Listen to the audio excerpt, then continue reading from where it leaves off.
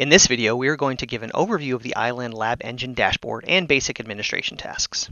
The dashboard is the first page that you see when you log into the iland LabEngine interface, and you can always bring it up by clicking in the upper left. In the upper right, you can see all of the tasks and their progress here.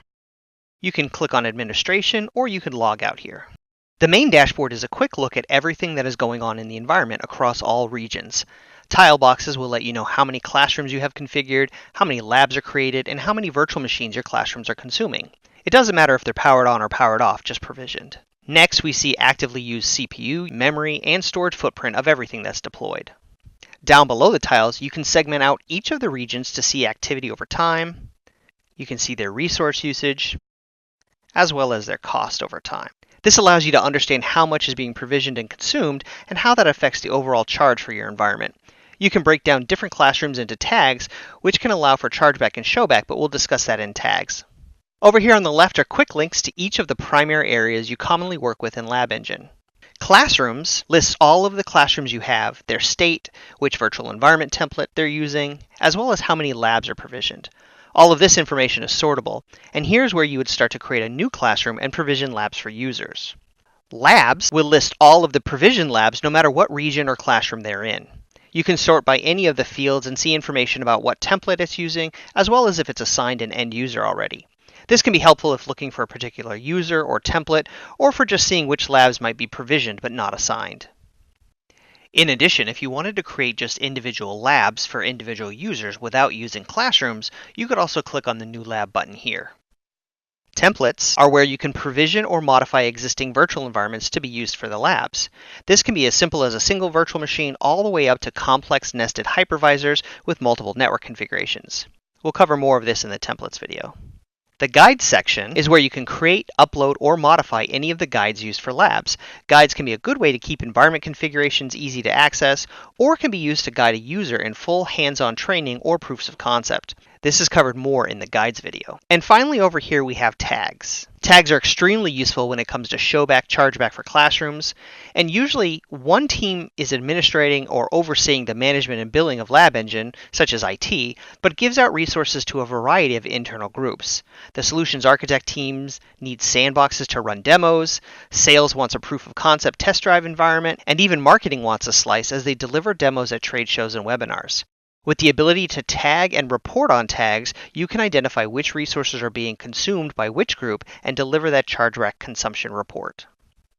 Clicking on the cog in the upper right-hand corner will open the administration page of LabEngine. Here you can manage users and groups, see detailed logs, download reports, upload files, and create and manage templates. iland LabEngine has built-in user access control systems, allowing you to give different permissions and rights to different people. Maybe an instructor needs to be able to upload and modify a training document, but not necessarily have access to deleting classrooms. Or a product team needs to be able to create templates, which can then be handed to IT to deploy, so that sales can then use them for online proof of concepts. Being able to control which operations are allowed by which group is key. Creating a new user is simple. Just click New User. Put in their name and email address, and if they're going to be a global administrator, you can set that up here. This will supersede any other group permissions you may set up later. Click on Submit, and it will put that user in the user list. You can also edit any of the users from here as well. If you have a lot of non-administrators and don't want to configure individual rights for each person for each classroom, you can leverage user groups. User groups are just a collection of users with various rights. The good thing about user groups is that you can have users come in and out of groups and not have to track down individual user permissions across all of your classrooms. When you add a new user, they'll inherit the rights and permissions from that group. Click on New User Group, give it a name and description, and then set the global permissions of the group. This can be done to give read access, all the way up to creation and modification for everything from labs to templates to guides and the entire classroom. Make your selection and click Submit, and you'll see it added into the user groups. Once a user group is created, go ahead and click on it. And here you can edit, make changes to it, or here's where you add users. Click on Users, click on the plus sign next to a user and the check mark, and you'll see that they get assigned to that user group.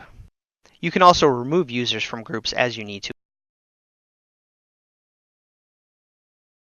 The last few pieces of the administration tab, other than templates, are logs, reporting, and files. By clicking on logs, you can see all of the various API or web calls that are made and by which user. This can be useful for troubleshooting and understanding what happened when. By clicking on reports, you can generate month-to-month reports on all of the activity across your LabEngine instance. The classroom report will detail all of the classroom activities for the month from creation and deletion to consumption and billing. This is an example of a labs report where you can see all of the lab activity. You can do the same thing with the template report and see which of your environment templates are being consumed and the resources that they're using. The last option for tags is useful for pulling chargeback and showback information based on tags that you have assigned to various classrooms. This is covered more in depth in the tags and reporting video. And lastly, files is a handy location if your team wants to upload files to a central location, whether it is documentation, Visio diagrams, or anything that's needed for the LabEngine administrators outside of classroom workbooks.